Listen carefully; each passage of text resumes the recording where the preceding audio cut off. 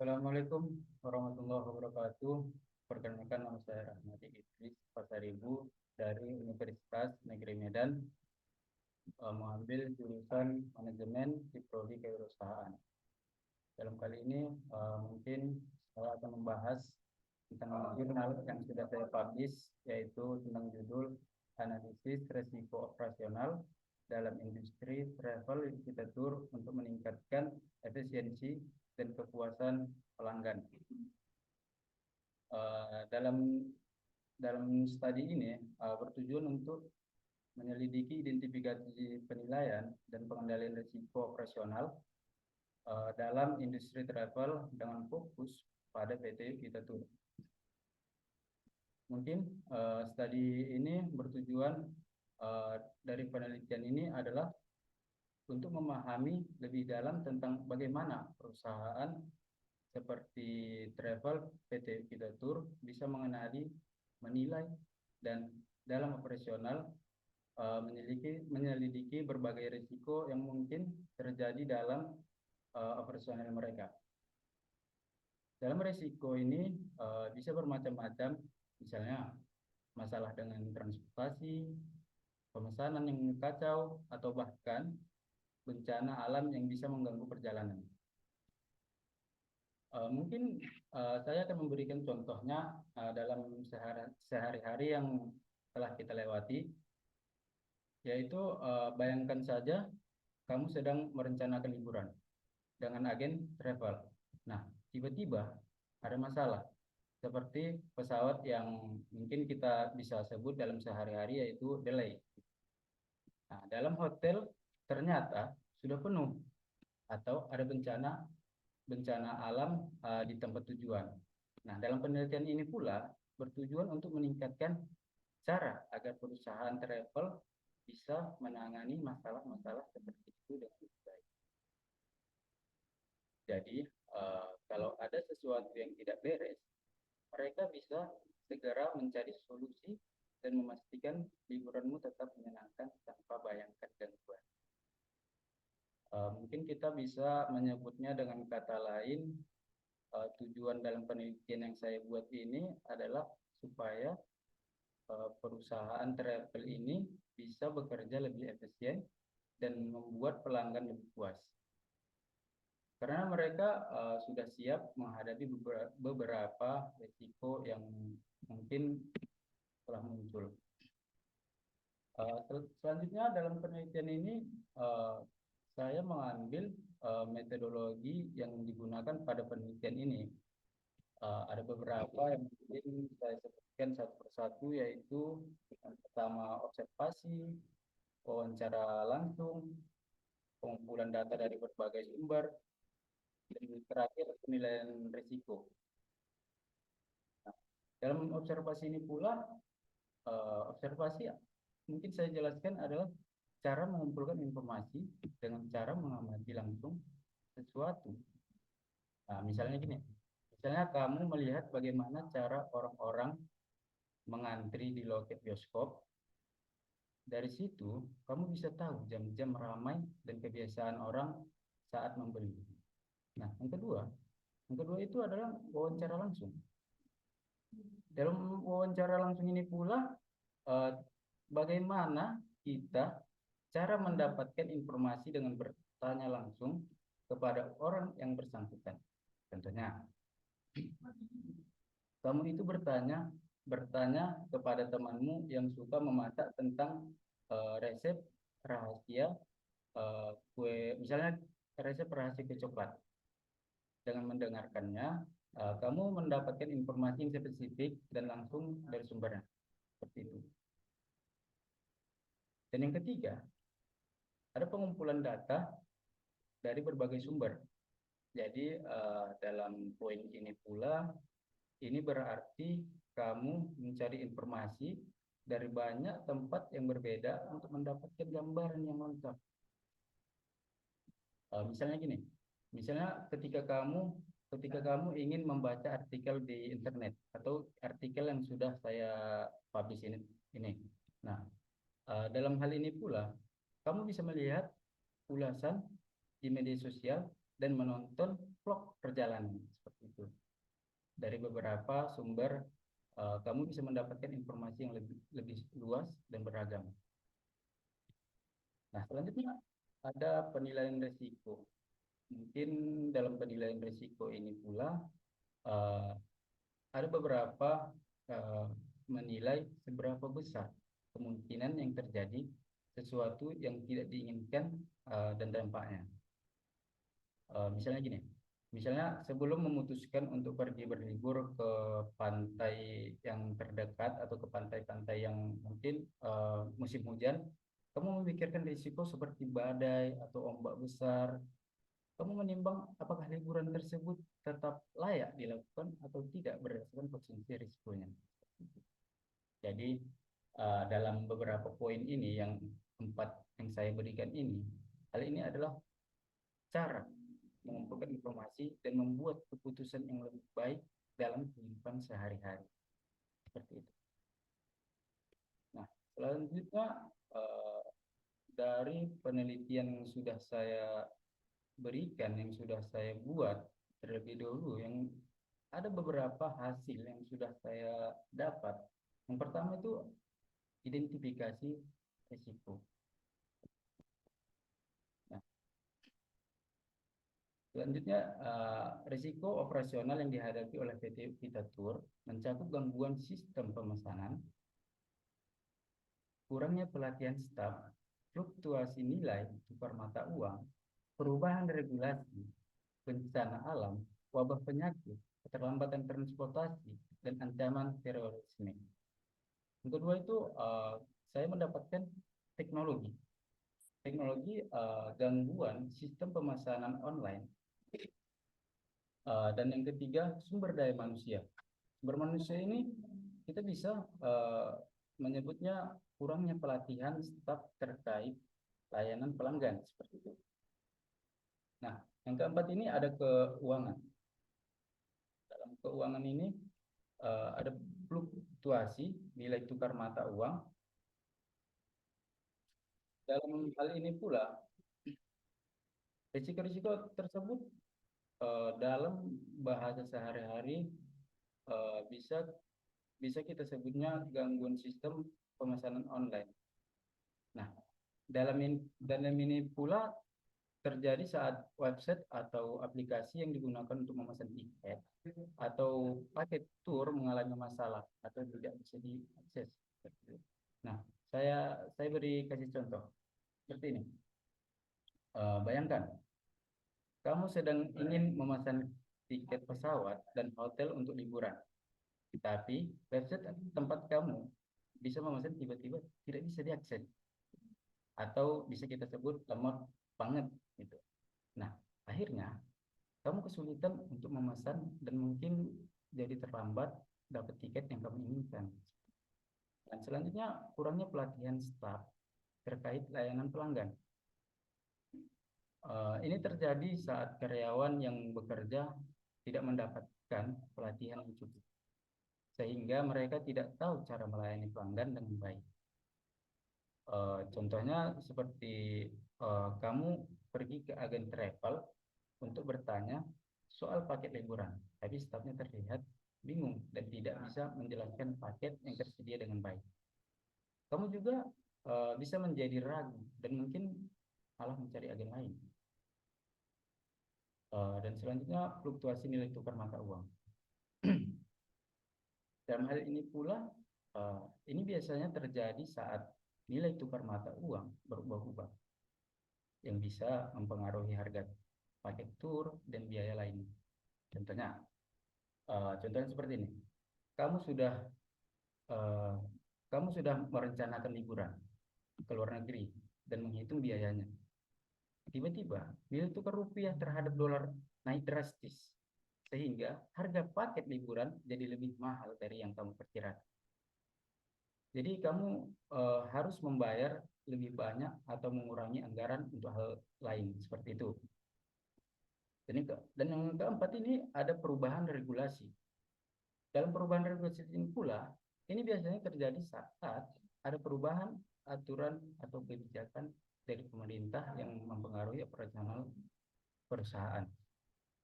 Seperti contohnya, pemerintah baru saja mengeluarkan peraturan baru yang membatasi jumlah turis ke suatu destinasi populer. Nah, akibat yang dari saya sebutkan tadi, paket tur yang sudah direncanakan terpaksa diubah atau dibatalkan. Seperti itu. Ah, Tentunya mungkin dalam ini banyak risiko ya. Dan yang mungkin risiko-risiko seperti bencana alam juga. Bencana alam ini eh, terjadi saat ada kejadian alam seperti gempa bumi, banjir, atau letusan gunung berapi yang mengganggu operasional perusahaan dan rencana perjalanan. Nah, seperti contoh, mungkin kamu sudah memesan paket liburan ke Bali, tapi tiba-tiba terjadi letusan gunung berapi. Semua penerbangan dibatalkan dan liburan kamu terpaksa ditunda atau dibatalkan. Selanjutnya, ada wabah penyakit. Nah, wabah penyakit ini bisa jadi terjadi kapan saja saat ada penyebaran penyakit yang luas dan mempengaruhi perjalanan dan kesehatan banyak orang. Contohnya, kamu merencanakan liburan ke negara lain, tapi tiba-tiba muncul wabah penyakit di negara tersebut.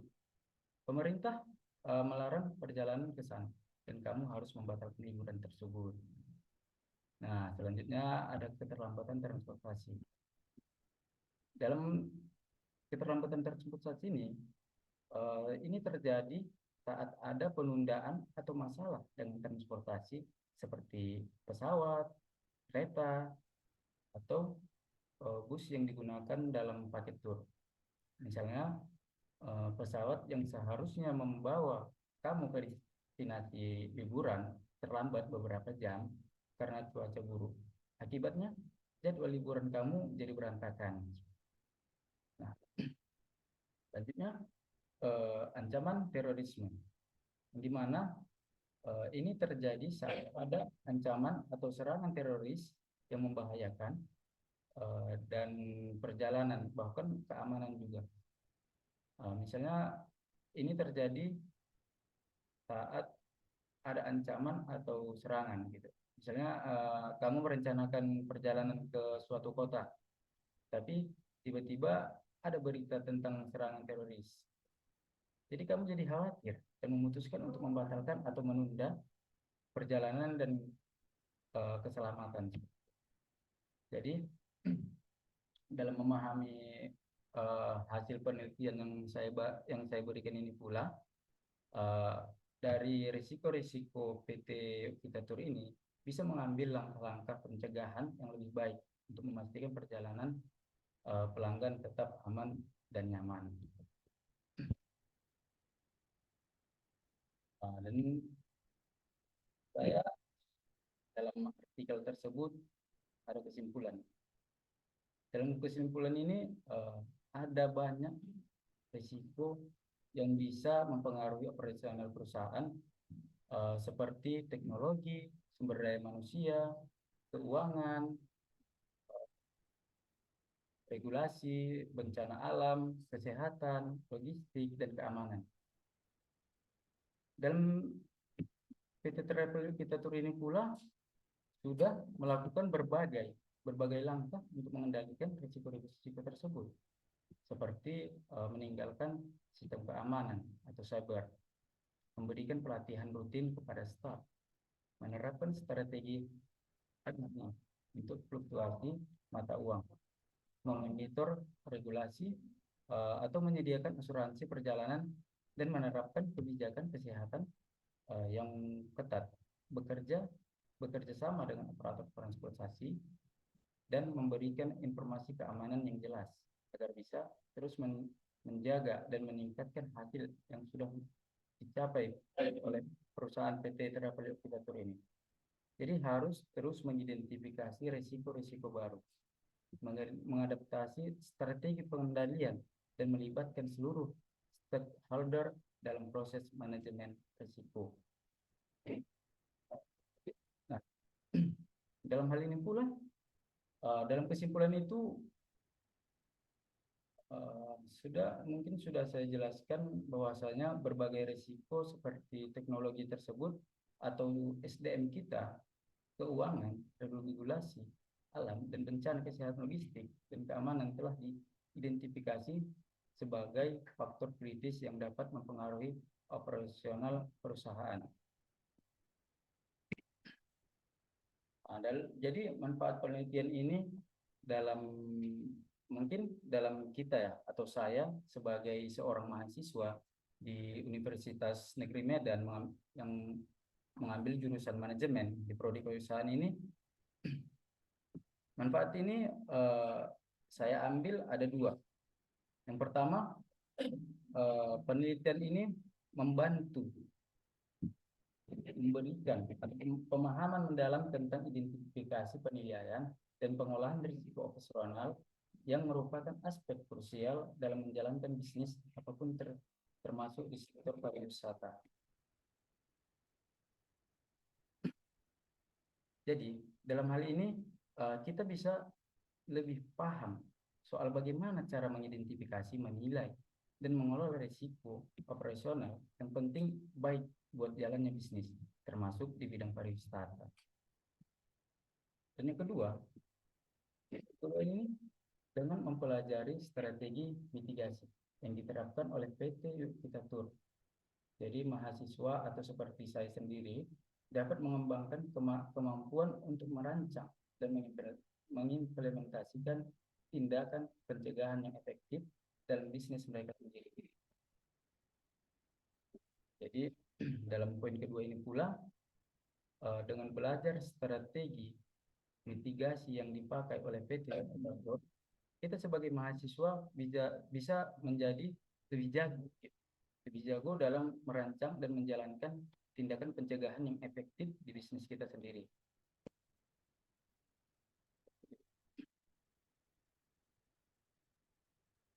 Kontribusi saya dalam pengerjaan artikel ini, dalam pengerjaan jurnal yang telah kami kerjakan secara berkelompok.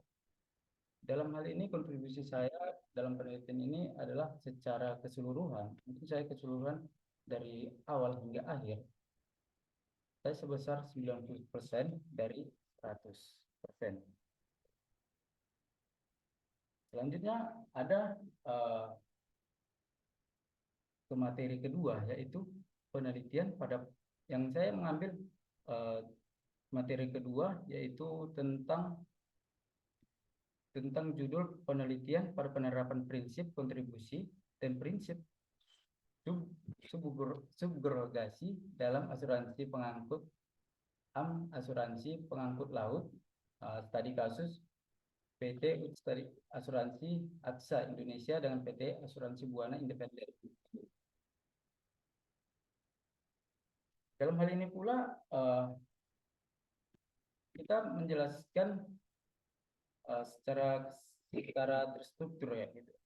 Mungkin saya menjelaskan dari studi kasus ini dari pendahuluan dulu. Nah, dalam pendahuluan ini, dalam pendahuluan artikel studi kasus yang saya berikan, yang akan saya bahas pula, bahwasanya asuransi pengangkutan barang menjadi kebutuhan penting karena pengangkutan barang dan muatan selalu menghadapi risiko kerugian yang tidak dapat dihindari. Nah, risiko ini pula bisa muncul secara tiba-tiba dan tanpa unsur kesengajaan, dan tidak hanya berasal dari kelalaian tertanggung, tetapi juga dari pihak ketiga. Kesadaran akan pentingnya asuransi di kalangan pengusaha menyebabkan meningkatnya permintaan akan asuransi pengangkutan Indonesia. Dan ketika kerugian terjadi dan disebabkan oleh pihak ketiga, tertanggung yang telah mengasuransikan objeknya akan mendapatkan ganti rugi dari perusahaan asuransi. Perusahaan asuransi kemudian menggunakan hak subrogasi, yaitu hak untuk menuntut ganti rugi dari pihak ketiga sebagai pengganti hak tertanggung. Jadi hak subrogasi ini bertujuan mencegah penggantian kerugian ganda kepada tertanggung. Selain itu juga saya melihat atau membaca dalam judul artikel ini pula, bisa jadi tertanggung juga bisa mengasuransikan objek yang sama kepada lebih dari satu perusahaan asuransi. Namun, dalam asuransi dikenal prinsip kontribusi dan prinsip subrogasi yang menjadi fokus dari penelitian ini. Dalam konteks asuransi, perjanjian antara pihak-pihak yang terlibat dituangkan dalam bentuk polis asuransi. Saya membaca dari artikel ini dalam konteks asuransi ini berdasarkan pasal 1320 Kitab Undang-Undang Hukum Perdata KUHP, suatu perjanjian dianggap sah jika memenuhi 4 syarat. Yang pertama, adanya kesepakatan dari pihak-pihak yang mengikat diri. Dan kedua, cakap untuk membuat perikatan. Ketiga, mengenai pokok persoalan tertentu. Dan keempat, memiliki sebab yang tidak terlarang. Dan syarat lainnya adalah yang pertama, syarat pertama dan kedua merupakan syarat subjektif, dan sementara syarat ketiga dan keempat adalah objektif yang menentukan sah atau tidak perjanjian. Nah, dari syarat pertama menekankan bahwa kedua pihak yang membuat perjanjian harus sepakat mengenai hal-hal pokok perjanjian. Syarat kedua memastikan bahwa setiap orang yang membuat perjanjian harus cakap secara hukum atau dewasa, berakal, dan sehat. Dan syarat yang ketiga berhubungan dengan objek perjanjian, yaitu hak dan kewajiban para pihak jika timbul perselisihan. Dan objek tersebut harus jelas meskipun jumlahnya tidak harus disebutkan secara spesifik. Syarat keempat menyatakan bahwa nilai dan isi perjanjian tidak boleh bertentangan dengan hukum. Kegagalan memenuhi syarat objektif menyebabkan perjanjian batal demi hukum.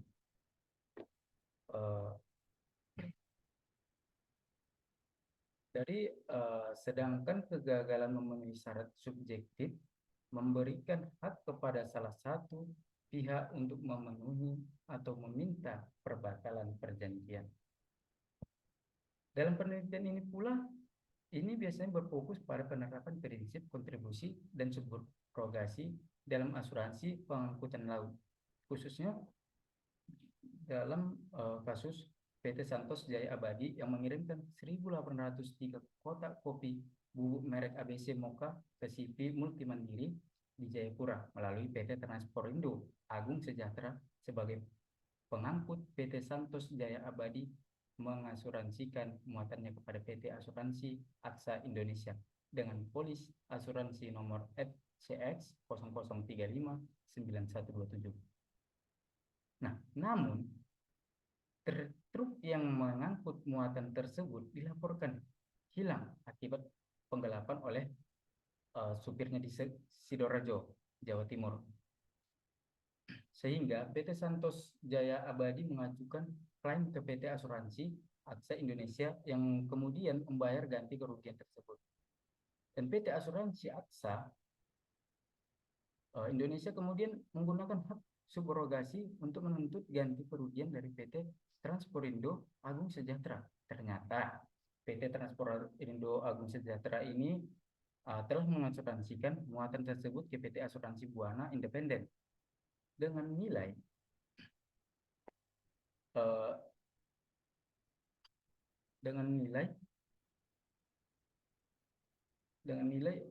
membayar ganti kerugian.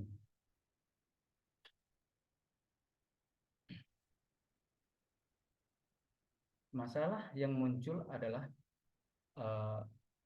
adanya asuransi ganda dengan dua polis dari PT Asuransi Aksa Indonesia dan PT Asuransi Buana Independen. Penelitian ini mengkaji tanggung jawab PT Asuransi Aksa Indonesia dan PT Asuransi Buana Independen Jaya Abadi dan penerapan prinsip subrogasi oleh PT Asuransi Aksa Indonesia terhadap PT Transporindo Agung Sejahtera yang telah membayar klaim berdasarkan polis asuransi yang ada. Mungkin saya sudah menjelaskan pendahuluan dan selanjutnya menjelaskan pembahasan. Dalam pembahasan ini pula penerapan prinsip kontribusi dalam kasus ini, dua perusahaan asuransi PT Asuransi Aksa Indonesia dan PT Asuransi Buana Independen terlibat dalam penanganan klaim atas kehilangan muatan milik PT Santos Jaya Abadi yang diangkut oleh PT Transporindo Agung Sejahtera. Penanganan klaim ini melibatkan penerapan prinsip kontribusi dan subrogasi dalam asuransi pengangkutan laut. Dalam perusahaan ini pula tanggung jawab PT Asuransi Aksa Indonesia bertanggung jawab atas klaim berdasarkan polis nomor FCX 00359127 atas nama PT Santos Jaya Abadi. Polis ini mengecualikan kerugian akibat rusting, oxidation, discoloration, mechanical, electrical. Nah, kecuali disebabkan oleh risiko yang dijamin. Dalam kasus ini pula melibatkan pencurian oleh supir pengangkut dari PT Transporindo Agung Sejahtera berdasarkan polis risiko seperti pencurian dalam klausul yang dijamin yang akan membayar sebesar sekitar 218 triliun lebih. Nah, yang kedua ada tanggung jawab PT Asuransi Buana Independen, yang dimana PT Asuransi Buana Independen ini mengeluarkan polis nomor D128 0307 17 00125 atas nama PT Transporindo Agung Sejahtera QQ PT Santos Jaya Abadi. Polis ini menjamin kerugian yang disebabkan oleh segala risiko kecuali yang dikecualikan dalam klausul tertentu. Kerugian ini pula mengakibatkan penggelapan oleh supir truk, termasuk dalam risiko yang dijamin. Oleh karena itu, PT Asuransi Buana Independen juga memiliki tanggung jawab untuk membayar klaim yang diajukan oleh PT Transportasi Agung Sejahtera PT Santos Jaya Abadi. Dan yang ketiga, tanggung jawab pengangkut PT Transportasi Indo Agung Sejahtera. Berdasarkan Undang-Undang Lalu Lintas dan Angkutan Jalan, perusahaan pengangkutan wajib mengasuransikan tanggung jawab PT Transporindo Agung Sejahtera sebagai pengangkut bertanggung jawab atas kerugian yang terjadi selama pengangkutan termasuk penggelapan oleh supir. Mereka mengasuransikan muatan milik PT Santos yang memastikan adanya jaminan untuk kerugian yang mungkin terjadi. Selanjutnya ada kesimpulan. Nah, dalam kesimpulan ini pula, dalam penelitian ini pula, saya mengambil kesimpulan yaitu ditemukan bahwa prinsip kontribusi berlaku dalam hal terdapat dua asuransi yang menanggung objek yang sama. Dalam studi kasus ini pula, PT Asuransi Aksa Indonesia sebagai penanggung dari PT Santos Jaya Abadi bertanggung jawab membayarkan klaim asuransi yang diajukan oleh PT Aksa Indonesia. Setelah membayar klaim tersebut, PT Asuransi Aksa Indonesia kemudian mengajukan ganti rugi berdasarkan prinsip subrogasi kepada PT Transporindo Agung Sejahtera, yaitu pengangkut atau pihak ketiga yang menyebabkan kerugian pada barang muatan milik PT Santos Abadi. Namun, ternyata pengangkut telah mengasuransikan muatan tersebut kepada PT Asuransi Buana Independen, sehingga PT Asuransi Aksa Indonesia berhak meminta ganti kerugian kepada PT Asuransi Buana Independen berdasarkan prinsip subrogasi. Ganti kerugian ini dibagi secara profesional, yaitu 50% dari klaim yang telah dibayarkan oleh PT Asuransi Aksa Indonesia.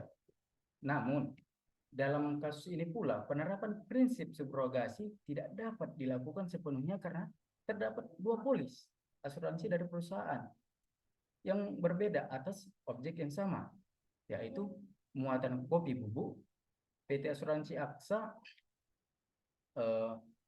Indonesia merupakan penanggung dari pemilik barang PT Santos Jaya Abadi, dan sedangkan PT Asuransi Buana Independen merupakan penanggung dari pengangkut PT Transporindo Agung Sejahtera. Dan oleh karena itu, yang berlaku adalah prinsip kontribusi, bukan subrogasi.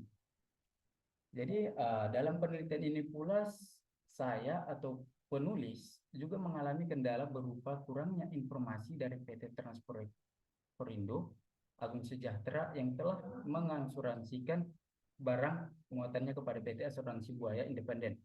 Jadi oleh karena itu saya bisa menyarankan atau penulis bisa menyarankan agar perusahaan pengangkut selalu mengasuransikan barang atau muatan yang dibawanya dan memberikan informasi yang jelas kepada penanggung mengenai asuransi yang telah dilakukan. Hal ini untuk memastikan bahwa semua pihak memiliki pemahaman yang sama dan dapat menghindari konflik dalam proses klaim asuransi. Nah, yang kedua, ada jelaskan bagaimana informasi yang disajikan berguna untuk saya atau sebagai penulis atau sebagai saya seorang mahasiswa di Universitas Negeri Medan. Nah, dalam informasi yang telah diberikan dalam studi kasus ini pula, informasi dapat berguna bagi seorang mahasiswa. Yang pertama itu studi kasus ini mengilustrasikan pentingnya asuransi dalam mitigasi risiko bisnis, terutama dalam konsep pengangkutan barang. Dalam hal ini pula, mereka bisa mengajarkan pentingnya bagi pengusaha untuk melindungi investasi mereka melalui asuransi yang tepat, mengingat risiko kerugian yang tidak dapat dihindari seperti pencurian atau perusahaan. Contohnya seperti ini. Contohnya dalam kasus ini PT Santos Jaya Abadi sebagai pemilik barang memilih untuk mengasuransikan kargo dengan PT Asuransi Aksa Indonesia yang membuktikan bahwa mengasuransikan barang-barang bernilai tinggi seperti kopi bubuk bisa sangat menguntungkan. Ketika terjadi kerugian seperti yang dijelaskan, perusahaan ini dapat menerima ganti rugi yang memadai untuk mengatasi kerugian finansial yang timbul dari kejadian tidak terduga tersebut. Selain itu pula, studi kasus ini juga menggambarkan konsep prinsip kontribusi dalam asuransi di mana lebih dari satu perusahaan asuransi dapat terlibat dalam mengasuransikan objek yang sama. Ini mengilustrasikan bagaimana penanggung dapat membagi risiko dan tanggung jawab untuk menghindari penggantian ganda, yang merupakan prinsip penting yang perlu dipahami oleh mahasiswa kewirausahaan yang berencana untuk mengelola risiko dalam bisnis mereka sendiri di masa depan. Nah, secara keseluruhan mungkin bisa kita pahami bahwa studi kasus ini seperti membantu mahasiswa kewirausahaan untuk mengaplikasikan konsep asuransi dalam konteks nyata, meningkatkan pemahaman mereka tentang strategi mitigasi risiko yang efektif dan perlunya kerjasama dengan perusahaan asuransi untuk melindungi bisnis mereka dari kerugian yang tak terduga. Mungkin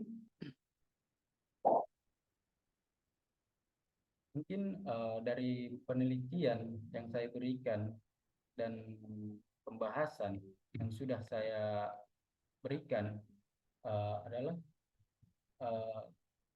bagaimana artikel itu bisa terupdate dengan bagus.